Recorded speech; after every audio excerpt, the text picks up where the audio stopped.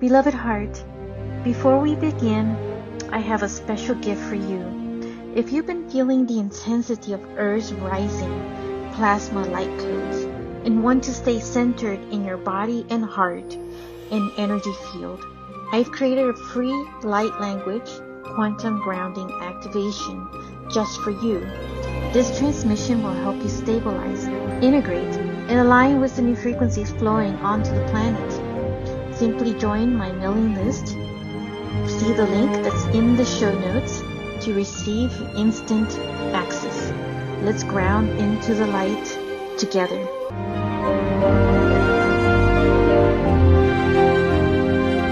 This is the transfiguration of the new you. Hello, beloved. Welcome back to my podcast, Ascended Earth. I'm Monica Bermudez. I'm your host. Let's talk about in this episode about 5D consciousness and what nobody's really talking about. Hardly anyone's talking about this in regards to 5D consciousness.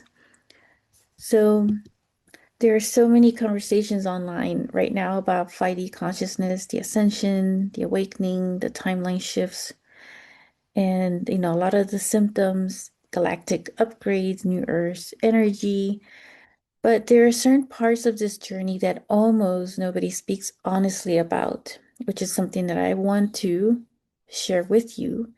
And it's nothing to do with anything being hidden, but because some experiences can only truly be understood once you begin living through them. So when you start to experience the things for yourself, you will know for certainty, what it is like to be in that field of energy. So, and I feel this conversation is important because many of you are currently moving through profound energetic changes internally, while externally your life may look completely uncertain. So we just had a really powerful new moon, supermoon in Taurus this past weekend. And I have to say, this felt very much like a recalibration of a reset, for some quantum new beginnings. I still feel that we're somewhat still in that bubble because it was a supermoon, so it has a much stronger effect on us. So just curious who else was feeling the energy of it for, over the weekend. So in regards to the 5D consciousness, there's times that, we may feel like disconnected from who, we used to be. Um, and sometimes you may feel more sensitive than ever. You may feel like certain people no longer understand you. You may feel exhausted, emotional, detached from old goals, or suddenly uninterested in the things that once consumed your energy. And what I want you to understand is this. Sometimes the discomfort is not a sign that you are, doing anything wrong or that anything is a failure, but sometimes it's a sign that an old identity or an outdated version of yourself can no longer carry your soul forward or is no longer moving in that frequency resonance, that pulsating vibrational energy of, the new form that is evolving. So, this is one of the hidden realities of awakening into higher consciousness because 5D consciousness is not just about love and light.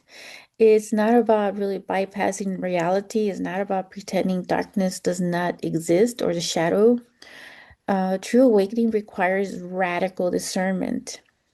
So, nobody talks enough about that, about the fact that there is a bit of grief when it comes to releasing, letting go, or just moving on into a whole new version and moving out of an outdated version in how we identify ourselves to certain aspects in our life that we may have dissolved or in a loss, I would say, because we're used to saying the word loss. So one of the biggest misconceptions about 5D consciousness is the belief that ascending means escaping human experience. But in truth, higher consciousness often makes you aware of energy and, not less of anything. And so to be human actually is the greatest gift that we can have because we carry so much potential within ourselves in our DNA. There's still so much in our DNA that is unlocking, that is, coming in through layers, and it's not going to come in all at once because it would be overwhelming. It would be too much for the nervous system to take on. Now, some people may, take on more, because that's probably part of their role in their lifetime to do that. So it's not to discredit anyone for going, in much deeper layers of, of their DNA upgrade, I would say. So you begin sensing, intentions more deeply. At this point, you begin recognizing the distortions faster. So you're tuning in to deeper frequencies and becoming in more in that sensitivity. So you become essentially like a stronger tuning fork. You begin noticing where people are disconnected from their own truth, and you begin seeing where you once abandoned yourself in order to keep peace and keeping that people pleasing type of thing. And that can feel incredibly lonely at first because as consciousness expands, your tolerance for misalignment decreases. You stop being able to force yourself into spaces that drain your spirit. You stop pretending certain dynamics feel healthy when internally you know they don't. You stop performing old versions of yourself just to make others comfortable. And honestly, the transition phase can feel brutal. Nobody talks enough about the grief that can come with awakening. People often think that, awakening feels euphoric all the time, but sometimes awakening feels like mourning in an entire identity. And so, I think about and reflect about all the aspects of myself, especially when after going through a divorce, that was, my biggest catalyst for me. I had already, been, I would say, partially awake, but I feel like this was the sudden like catalyst moment, like huge turning point in my life. And so this created, what may seem like, grief at the time, because grief is important also as an important process, to be able to release more of the outdated versions. And so it serves as an alchemical stage in our life. And so that is where, things start to build up into this greater breakthrough.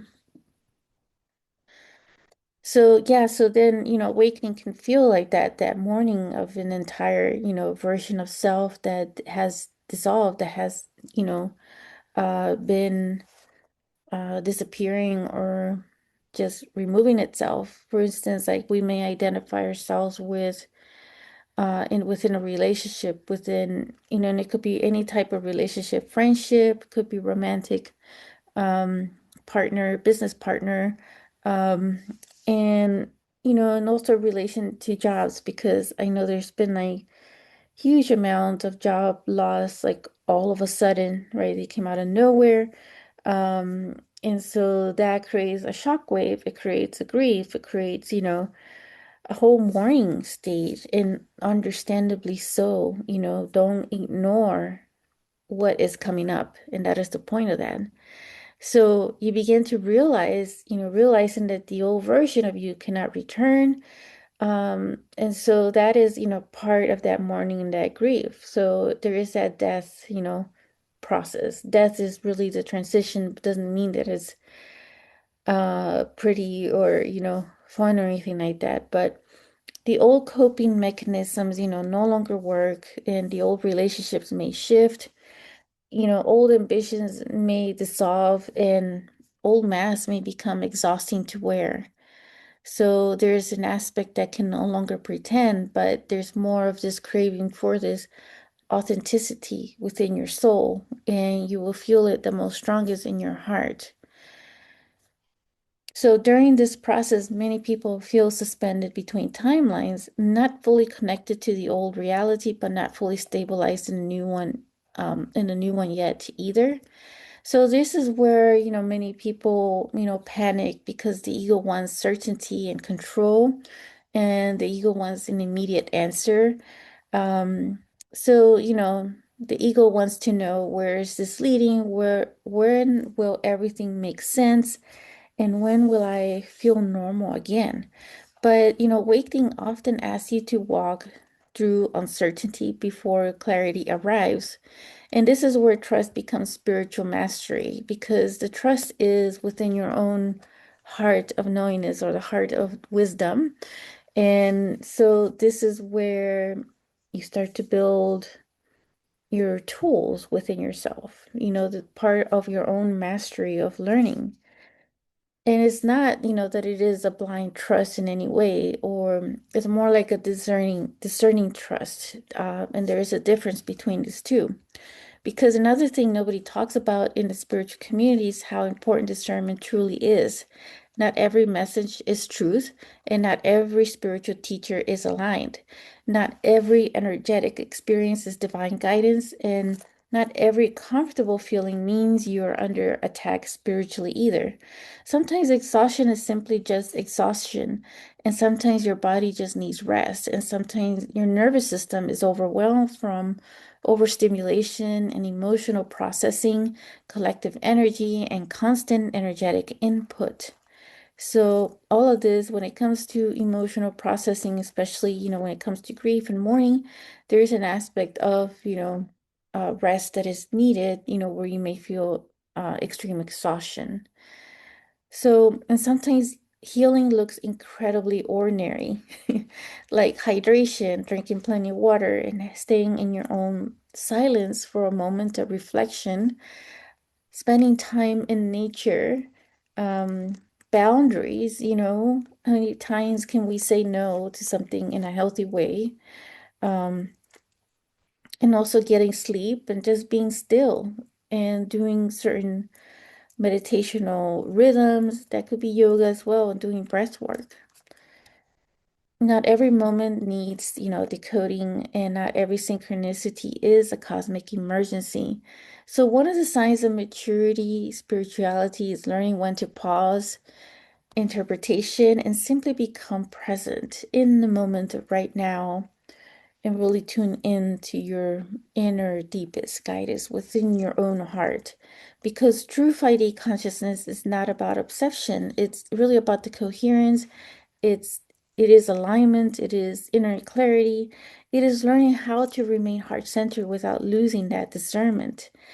That balance matters deeply right now, especially because many people are waking up rapidly, and rapid awakening can create spiritual inflation.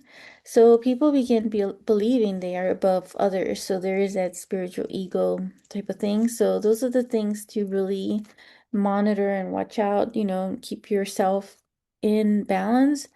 And that balance is through the heart, through the authenticity of your own heart. Don't, a lot of times people may think they're incapable of making mistakes, but, authentic higher consciousness creates humility, I would say. It's not about superiority or feeling like anyone's more evolved than anybody else either. So the more aware you become, the more compassion you often develop. And that compassion really starts from yourself, because you realize you come so far, to reach these stages. And holding that compassion with self also creates this rippling effect that is compassion with others as well, because you start to understand, where they're coming from. So everybody is going to be at their own level. It doesn't mean that they're wrong, or that they have failed in any way, or that they're less evolved just because they're, in a certain evolutionary stage. And it's not for anybody to judge in any way either. Um, so you just begin to realize, right, that every person is carrying invisible battles and karmic lessons, ancestral wounds, and soul contracts beyond what the surface may reveal. And yet, compassion does not mean self-abandonment. This is another lesson many people must learn during awakening. You can love someone deeply and still recognize they are not aligned on your path anymore. You can forgive someone and still create distance. You can remain heart-centered and still say no. Boundaries are not anti-spiritual. Boundaries are often sacred. And I feel many listeners need to hear this right now. because we are moving through a collective shift where many people are releasing identities built around overgiving, rescuing, martyr, performing, and fixing and proving. So the old templates are collapsing, especially for sensitive souls, especially for healers and many galactic beings, and especially for people who spent years abandoning themselves to maintain that connection. And I was one of them for a very long time until I really realized that I needed to polish a lot of things within myself. It hasn't been perfect, and I don't think, any of this is going to be perfect either. A lot of things will go, through the layers and through your own pace and your own rhythm.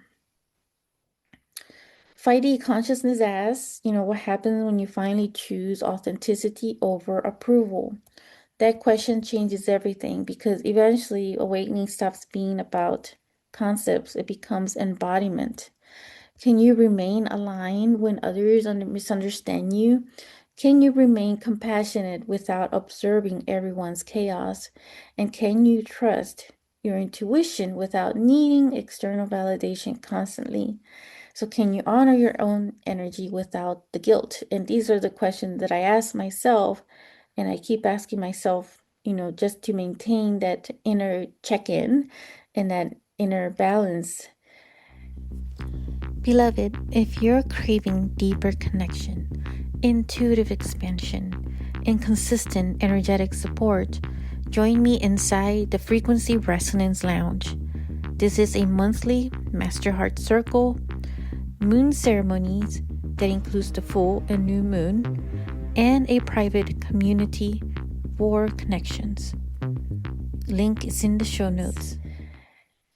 So these are, spiritual initiations in a way, I would say. And one thing I've noticed is that many people currently feel exhausted because they are trying to carry both timelines simultaneously, or just being too focused and trying to fix others as well. And part of them knows they are evolving, while another part is terrified to release that familiar, especially if that familiar is releasing certain family members or friends in the circle, or feeling that, just getting too attached, to that, and not really letting go and being in the flow of divinity and allowing what is unfolding within self as well. So, and this creates an energetic friction internally. So the mind says, hold on, whereas the soul says it's time to move on and evolve. And during these phases, life may temporarily feel confusing. You may suddenly crave solitude. You may feel emotionally raw and may lose interest in things that once defined you, or the things that pleased you, for some time. I sometimes find myself, especially with these new higher frequencies and pulsating, vibrating, pulsating much faster, that there are images of these past memories, but they're coming in like in this, outdated version of self that has been alchemically dissolving, I would say. So it's like this death process. So how, have you seen like how near death experiences, when they go through a death, they go through like a life review? Well, that's kind of how it feels, but it feels like in this stage of transition of moving into these different dimensional spaces. Um, that it feels like there is that dissolving or that life review of this outdated version of myself that is, I would say, dying in a way, um, which is transitioning into this new version. And there is, a bit of uncertainty in that, but I'm trusting that flow of where things are going. So, at times I can see why somebody would think that this is like punishment in a way, but it really isn't. There is some recalibration, a reset that is happening as well. And there could be that confusion, space that between the versions of self. So it's almost like I would say like a dark night of the soul, except that, for some people right now, it's moving much faster than it would have like maybe when it was more linear at the time for this linear time, and the old outdated version of Earth as well, because we're also moving into this new Earth vibrational frequency too. So it's a combination of many things. And so right now it's like this rebirth chamber that is occurring. Um, and so just so you know that rebirth can happen in many different stages, many different versions. And there could be something new that comes up, some shockwave of things, and that could rattle the self and go into like a grief, a temporary grief. And in that moment, there is something else that is being shaken out. So it is like an energetic recalibration as well. And so, rebirth rarely feels polished while it's happening, and nature itself teaches us this. Nature is a perfect example because nature is always going through rebirth. It goes through the different cycles and different changes and shifts. And so I feel like we also go through those different cycles as well when it comes to these different layers of awakening. So transformation often requires dissolution first.